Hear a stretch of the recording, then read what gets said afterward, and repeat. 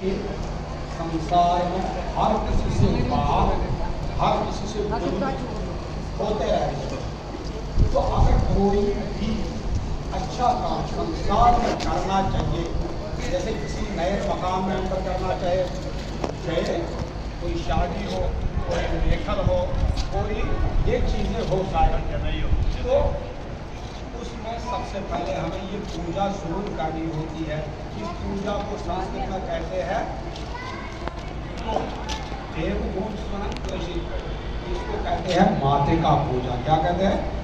मातृका। मातृका यानी कि शंकर भगवान के मुख से जो वाक, जो सम, जो एनर्जी बाहर आई, ये वही 28 मातृकाएं हैं जो 7 उसमें से कल्प वृक्ष में रह गई, जो हमने कुछ गद्दे पर कल्प वृक्ष बनाया। 7 एक कलश में रह गई, हो गई 14।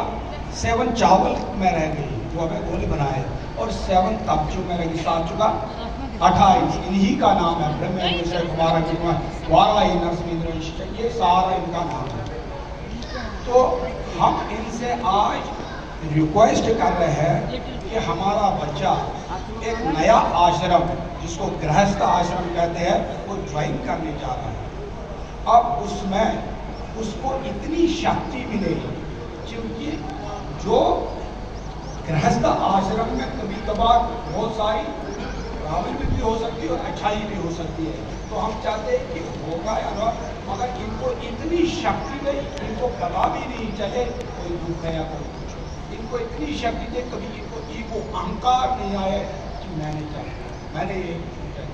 तो इसलिए हम उन मातृकाओं को आज आवाहन करते हैं। तो लड़के का इसलिए छोटा है क्योंकि इसके संस्कार सारे लेखक किए जाते हैं, और यहाँ पर मात्र इतनी पूजा की जाती है। और लड़की के नव संस्कार जो लेखन की तरह ही है, वो उसमें इसलिए उसमें टाइम ज़्यादा लगता है। तो आज हमने इस बच्चे का वारकार लगन करने जा रहे हैं। तो लगन से पहले हम इन मातृकाओं से आशीर्वाद प्राप्त करते हैं।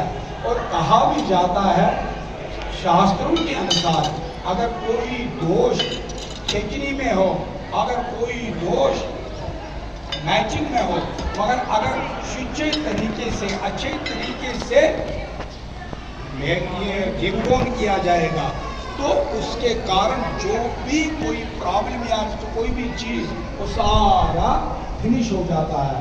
तो आज हमने बच्चे के लिए यही पूजा की है, और इसमें आपको बता दिया मातृका महागणेश वो सारे तो आते ही रहते हैं। तो ये सारे हमारे घर आए सर, तो इसलिए कहते यही छाया जो यही के पास बैठे, इसलिए तो उसके ऊपर परमात्मा की छाया आ जाती है, और उसमें जो दुख दर्द कुछ भी हो वो फिनिश हो जाता है। तो ये एक कारण है जो मातृकाओं की पूजा हम आज की। तो इसलिए इसके रिलेटेड है कहानीतर भी, वो भी इसी तरीके से होता है, मगर कहानीतर इसलिए किया जाता है, कहा मीन्स एलेवन, नेत्र में संस्कार, जो संस्कार से 11वें दिन ही किया जाए उसी को कहानीतर कहते हैं। क्योंकि हमारे पास एक नई एनर्जी आई है घर में, और किन किन योनियों से आई, कहाँ से आई है, कितनी डर कलेक्ट करके आई है इस आत्मा के साथ। इसलिए हम कहते हैं कि भाई आपको स्वागत है आपका, मगर जब तक आप पवित्र होकर हमारे गोत्र में ना आ जाए, तब तक हमारे घर में शुद्धि नहीं आती है। इसलिए कहानीतर का मतलब है इस तरह से वहाँ भी मातृका शुद्ध हो जाए। और आज हम कहते हैं कि हमारे बच्चे को वैसे की जाए, ताकि संसार से वो अच्छे काम करके अच्छी तरह से करके अपने हमेशा